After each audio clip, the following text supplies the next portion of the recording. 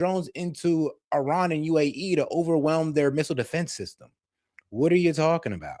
And like I said, I mean, we sure are giving a lot to a country that we've, destroyed their military and taken care of their missile defense, right? For sure are doing a lot for a country that, we just completely decimated. Number two, here's what we know, okay?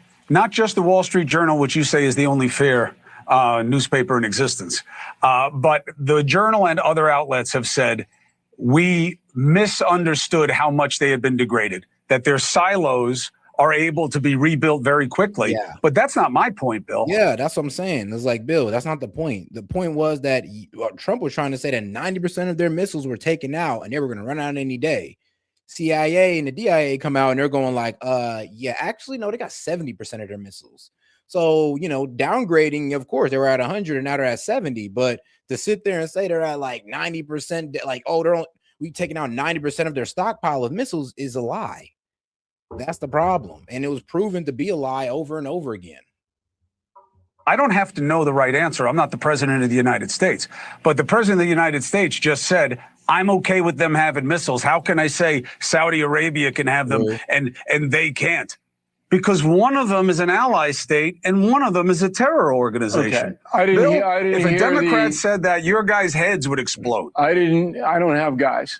I mean, let's be real, though. He got a point, though. And that's what I was saying. I'm like, bro, you can't tell Iran that they can't have missiles and let all of their enemies have missiles unless you're just about to have your boot on the neck of the Iranian military. Like I said, you better be in control of Iran before you have those demands. And if you're not, then you can't make those demands. I didn't hear him say that Iran having missiles. We just said it. Yeah, he just said it. Are you serious? Come on, bro. You weren't paying attention? Guys, do I need to show the video or did all of you guys see it too? Where Trump pretty much said Iran having missiles is okay. Like, okay. You know what? I'll pull it up for you guys. Because apparently Bill O'Reilly ain't know. And maybe he's being like purposefully ignorant because, bro, he came out and said it at the G7 in front of everybody, by the way, in front of everybody. So it's just like, what do you mean, bro? He said at the G7, it was a big ass conference. You can go to the White House YouTube page and watch it right now. Like, come on. But you know what? Do I really need to go back to that? Because that is kind of insane how this man did not hear that. Maybe I got it right here. Let me make sure. Here it is. Right here.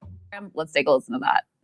So we'll be working on a parallel effort with the Gulf nations to address non-nuclear issues such as the conventional ballistic missiles, which we'll be talking about, and support. I mean, they have to have some because other people have some. You got to have some. Somebody said you shouldn't give them one. And I have guys.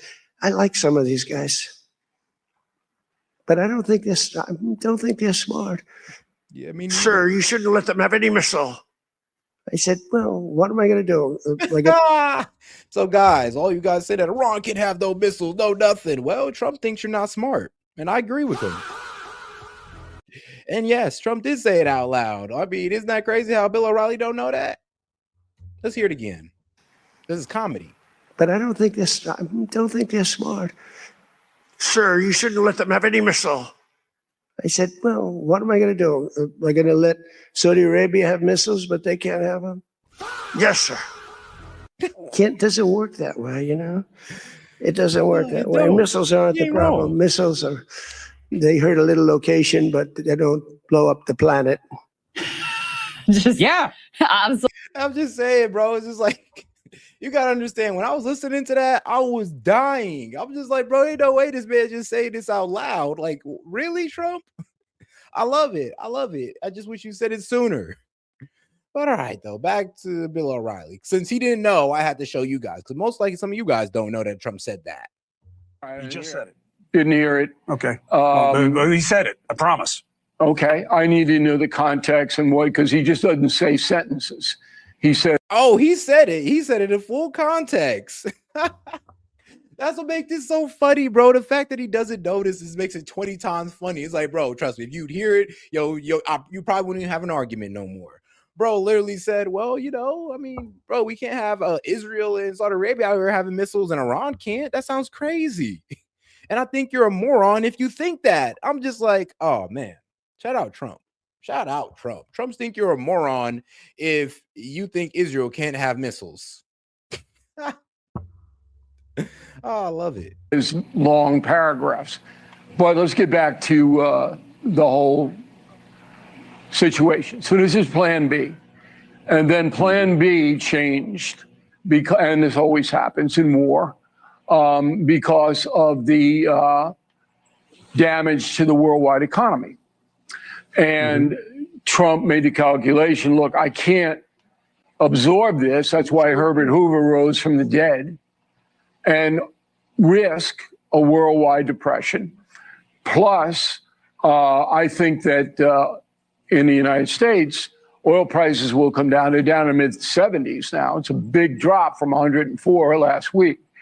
And Trump hopes that the economy is going to smooth out fast and Republicans will win. Oh, shoot. And shout out AJ for sending a thumbs up for 10 jewels. Shout out Keisha Mitchell. Appreciate you, sis. Sent 100 for 2 jewels. And shout out to my man Noah Joyner for sending 800. My man sent the turned up for 800 jewels. And Keisha coming in with the Chile. Hey, I appreciate the support.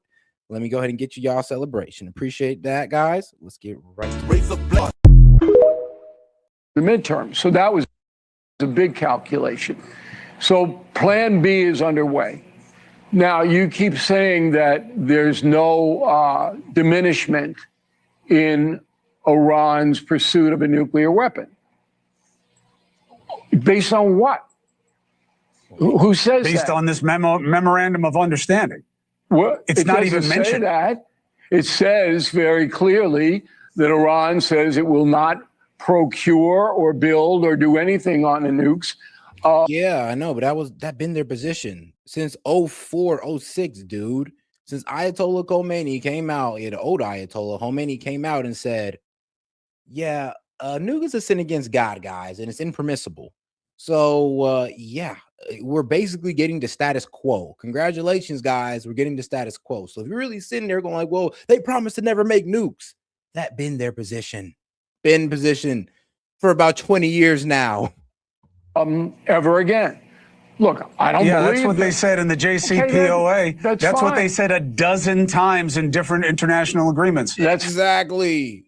Always said that, no, we're not going towards a nuke. No, we don't want a nuke. No, our Ayatollah said a nuke's a sin against God. So even if we want to build it, we can't because the Ayatollah said so. It's like, bro, like, and here's the thing. In 06, 04, 06 is when the decree was made, and they've held true to that. Even Tulsi Gabbard mentioned it in her assessment. Like, yeah, it does look like the Ayatollah's fatwa is still remains that they cannot get a nuclear weapon. So you pretty much bragging, saying that, oh, well, they said they won't have a nuclear weapon. Dog, that's been the status quo for over 20 years. Fine. There's not even a single condition on what happens if they do in this. We'll see what happens in the ultimate deal. Well, but the president is saying it's better than the Jcpoa bill. He says this document is better than that one. I'm not going to get into that because that's a Democrat. Of course not. No, it's a Democrat-Republican thing. You say no, it's not. It's a bullshit thing, Bill. No, it's a bullshit thing. The Jcpoa had a list of conditions, calculations, and actions that had to be taken. This has none of that, Bill. It can't be as good as the Jcpoa. It's not even close to I can't in its degree or its scope. Look, he said quite clearly in his presser today that if Iran misbehaves and you'd have to put uranium enrichment in that category, he's going to blow them up. And he said that 100 times. Okay. They're still there. You don't believe anything he says. You don't believe anything. And that makes me crazy. The man said, no. And that makes me crazy. You don't believe him. You don't want to believe him. You're never gonna believe him. Bro, really? That's your argument, Bill? That's you all have TD. Okay, maybe he does, but not me, though. It's like, dog, I couldn't look. I'll believe Donald Trump when I see it. But when it comes to this conflict right here, Donald Trump has been proven wrong multiple times. He's been telling us that we've been kicking their teeth in or just begging for a ceasefire. But then we look at the memorandum of understanding and it looks like complete capitulation. So, yeah, I'm sorry that we're using our eyes, bro. I'm sorry. We're not really listening to what Trump is saying. We're looking at his actions. We're looking at the battlefield out there between the U.S., Israel, and Iran. And we're looking at it. We're going like, yo, what you're saying is not matching up to reality. So I'm sorry, but we can't keep taking you at your word, Trump, because, well, you've been telling us that, oh, we're weeks away from a peace deal, 2 days away from a peace deal. You said it about 35 effing times. You can't sit there and keep on misleading the American people and expect to have that same credibility. Like, what? And Bill, you know this. He knows this. He knows how much time Trump pretty much said we're about to enter a peace deal. We're about to enter a ceasefire, and it hasn't happened. Even now, we can barely get it done because of Israel. So, yeah, bro, we're going to sit here and have doubt over Trump because every time he says something, it's been proven wrong, basically. So it's because I don't like Trump. So it's I don't like Trump. It's not because of the facts. It's not that you'd say the same thing if it weren't Trump. There are no facts. You haven't had. There are no facts. No, I'll give you one, and you're not going to be able to refute it. Okay. Okay. So after Obama made the deal, the United States and all of the other NATO countries did not supervise the enrichment of uranium. Well, what you mean? Trump ain't gonna have to give them pallets of cash. Why? Because unlike Obama, Trump is releasing the sanctions off of Iran, aka he don't gotta send them pallets of cash. He can just give them the direct deposit, baby. It was not supervised at all. None. The wire trade. Okay, so Iran did what it did. Now, if you can bring in one person. So the IAEA, Grassi, the guy you say you interviewed, IAEA, 3 months before Trump left the deal, said that they were majorly in compliance with the deal. This is true. Yes, IAEA reports does show that Iran was in major compliance of the deal, staying below that 3.6% enrichment and keeping their stockpiles low. When Trump got out of that deal, yeah, that's when they start going towards that 20 and then finished off at 60 in 2021. Okay, 3 months before he left. You got to get this guy on your program. Things. It's pretty convenient when you don't listen to. I want to see the guy on your program. Then, hold on. 3 months before he left. Hold on. 3 months before, you can just Google it. Type it right now. Google anything. Get him on the show. Have him on the record. I'm happy to get him on the show. I already know it's a matter of fact. 3 months before, they reported that Iran was in compliance with the deal. Trump leaves, and within 18 months, they're now enriching up to 80% to be pissed off about this. I mean, yeah, that's true. Like, bro, look at it. 2025 enriched to 20%. Get into the deal. They take that 20%. They say you can only enrich for civilian purposes at 3.67%. And he got out all those kilograms of enriched uranium. It's like, bro, Trump gets out of this deal and they're at zero. Trump gets out of it. And now not only are they at 60% enrichment, but they got over 400 kilograms of it. Like, you can't say that the Jcpoa was not better. Why? Because they had less. One, they had a lower enrichment. They had lower enriched uranium, and they had a less of a stockpile. When Trump got out of it, they have now more highly enriched uranium and a bigger stockpile. Do you see the problem here now? Sanctions and there's payback. Trump exiting the deal created the situation that he said he had to fix. That's a fact. The guy that I talked to said nothing like that, and he's a weapons inspector too. And I got him on the record. You get one guy that say that, and I'll concede. Trump's State Department said it in 2018. Trump's State Department said it. Who said it in the State Department? The Secretary of State. The Department of State put out a statement that they were largely in compliance. Pompeo? Who put it out? Oh, so Pompeo, he wasn't Secretary of State. I'm asking, who put it out? The Department of State. It's an official thing. They gave a statement to Congress. Ben, give me who's on the letterhead that went to Congress from the Department of State. I don't understand the point of your question, Bill. Point of my Are you saying it wasn't the real Department of State? Or you just don't like it? No. Or you want to say you didn't hear about it? I want the name of the person who came out and said. Ben, who was on it? Just tell me and I'll send it. Not that this changes anything, but go ahead. Of course it doesn't. Because you want to believe one thing and the MAGA people want to believe another thing. Let's do it this way. No. Because the facts don't have sides, okay? If you want to say the Department of State didn't say that in 2018, fine. I'm not saying, I'm saying who said it and you don't know. The Department of State. I don't have to have the name of the person who sent the letter to Congress. It comes from the U.S. government. I mean, come on, give me a break. Who signed the letter? You. You are playing. Found it. All right, I know what they're arguing about.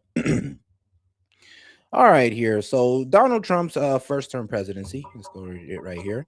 All right, Donald Trump's first term presidency right here. Neither of his secretaries of states, that's Rex Tillerson and Mike Pompeo, stated that Iran already possessed nuclear weapons. So they never said that. They never said Iran possessed nuclear weapons, or pretty much going against that. U.S. intelligence and the State Department, under both officials, maintained that Iran had not yet built a nuclear bomb, though they heavily criticized its ongoing uranium enrichment capabilities. But the official positions of Trump's first-term secretaries of state focus on the following points. We got Rex Tillerson, and now we got certified compliance. Tillerson repeatedly certified to Congress that Iran was technically complying with the 2015 nuclear deal, Jcpoa, meaning it had not broken out to build a weapon. And that was in 2017, 2018, while Trump was president. Damn, this makes it even worse.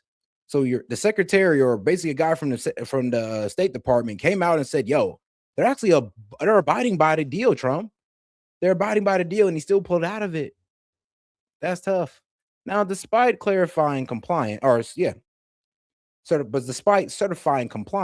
Tillerson argued that the JCPOA was a failure because it merely delayed Iran's goal of becoming a nuclear state rather than permanently stopping it.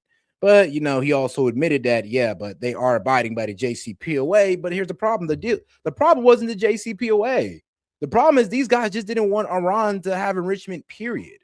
The problem wasn't Iran was breaking out towards a nuclear weapon. The problem is Iran was just have enrichment capabilities, period. So Iran getting a nuclear weapon was never a threat. The threat to the Israelis, and I guess the threat to them back in the day, was them just being able to enrich. And that's kind of crazy. But let's go to Mike Pompeo. He said, enrichment, not weapons. Following the U.S. withdrawal from the JCPOA in 2018, Pompeo established 12 district demands for Iran. His primarily nuclear demand was for Iran to permanently and verifiably cease all enrichment, acknowledging that they had the capacity to build a weapon, but have not yet completed one. AKA, Iran was never going towards a weapon, and Mike Pompeo's ordeal was to just take off all enrichment, even though they wasn't following the enrichment policies under the JCPOA. So like I said, it's like we don't trust them inside or outside of a deal. Even if they're abiding by it, we just still make up a reason not to trust them, even if they're the ones being trustworthy. See our watch. Pompeo repeatedly stated that on our watch, Iran will not get a nuclear weapon, framing that the country's nuclear program is an active, impeding threat rather than an existing reality. So, I guess. So actually not I guess, but of course Cuomo was right. Two of Trump's officials came out and said one said no, they're abiding by it, and the other one says, well, they're abiding by it, but we want no enrichment, period. So yeah, he was right. Shout out Chris Cuomo. And this is what I says, bro. This is what I keep saying, bro. Democrats are going to keep eating the Republicans' lunch every single time because you guys are debating irrationally. You're not debating with the facts. You're debating damn near off, like, I'm gonna be real with you, off this Trump loyalty. It's like you don't want to say nothing bad about the president. You don't even want to believe that the president got us into a bad war. So you're over here debating nonsensically. It's like you're not making sense. All the facts point to the JCPOA actually being a better deal. All the facts point to this war with Iran being a bad idea. It's not that Trump was brave. He was the only one dumb enough to believe what Bibi was selling him. Sadly. Or not, I won't even say dumb, but gullible.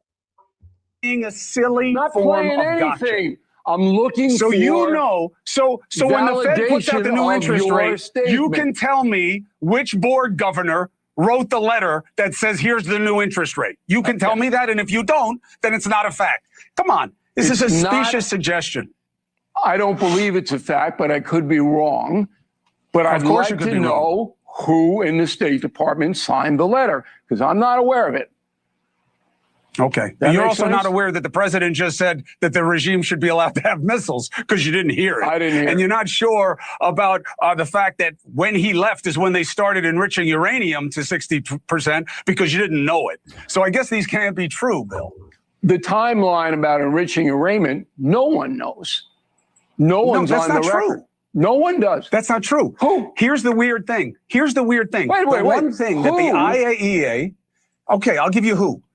That the IAEA, the IDF, and the regime in Iran all agree on one thing, okay? Which is it wasn't until after Trump left and they imposed sanctions that Iran started to exceed their enrichment capacity. And that is facts.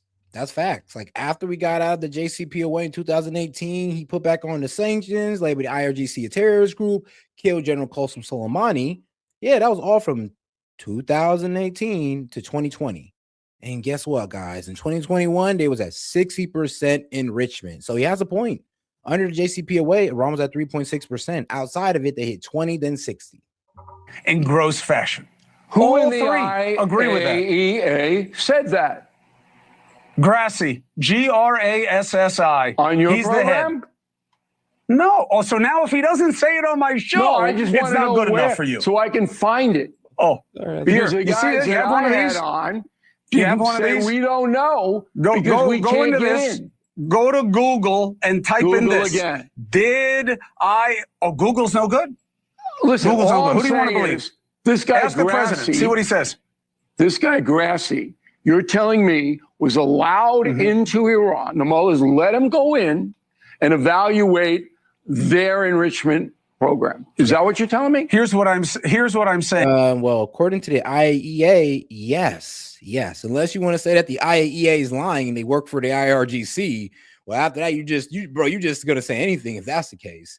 But unless you're trying to say that, then yeah, the IAEA has confirmed that Iran was abiding by the deal. Our own people at the State Department also confirmed under Trump, that Iran was abiding by the deal. And one of the major flaws of the JCPOA was that they didn't have great access and their monitoring equipment was messed with. No, they had access. I mean, like I said, unless you want to say the IAEA was lying and they never had access, I don't know how you would know.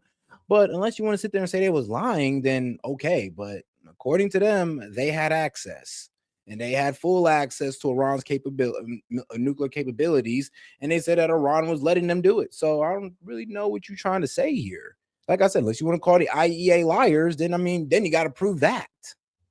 They had access. They didn't have the access the way they wanted it. They didn't have any They believed access. that they did have access. Who? They didn't have the access they wanted, and they believe. Will you stop with this stupid I'm level sorry, of I'm scrutiny? trying to get to this hard yeah, facts. because there's a guy named Scott Flannery, and he's from Massachusetts. He went in.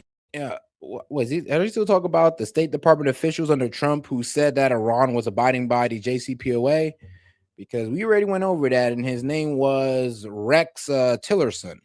Yeah, Tillerson repeatedly certified or clarified to Congress that Iran was technically complying with the 2015 nuclear deal, meaning it had not broken out to build a weapon. So yeah. And is it a fact now, Mr. O'Reilly? This is nonsense that you want to play with this kind of minutia to avoid the point. I want to see the Scott. point is this. I'm going to try to get him on my show, and I want you to try to get him on your show. You are filibustering because I'm not this is an filibustering. uncomfortable situation, and I understand that. I'm asking. Shout out to Ya Designs. She sent the floating heart for 10 jewels. Appreciated support. And man, shout out to you guys. Let me go ahead and give y'all a bit of a celebration.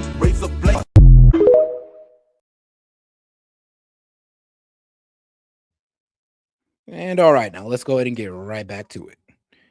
This is an exit. Cuomo. That's I'm not filibustering. No, you're not. No, you are not. I'm asking you to back up what you say, because I don't believe everything for I've just said is demonstrably true. You didn't even believe the president said that he's okay with them having missiles. And the thing is, I just showed you that video. So yes, the president did say that he's okay with Iran having missiles because, well, Saudi Arabia got missiles.